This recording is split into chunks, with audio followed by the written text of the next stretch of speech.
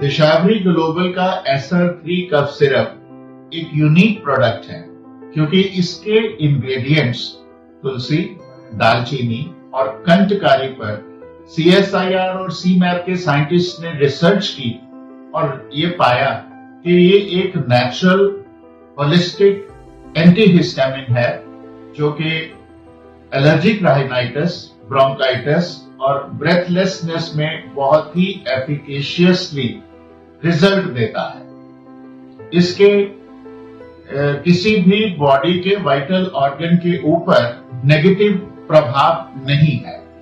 इसका रेफरेंस लिया गया 750 साल पुराने आयुर्वेदिक मटीरिया वेदिका भाव प्रकाश निघंटु से और इसकी प्रपोर्शंस US FDA की रिकमेंडेशन के हिसाब से बनाई गई।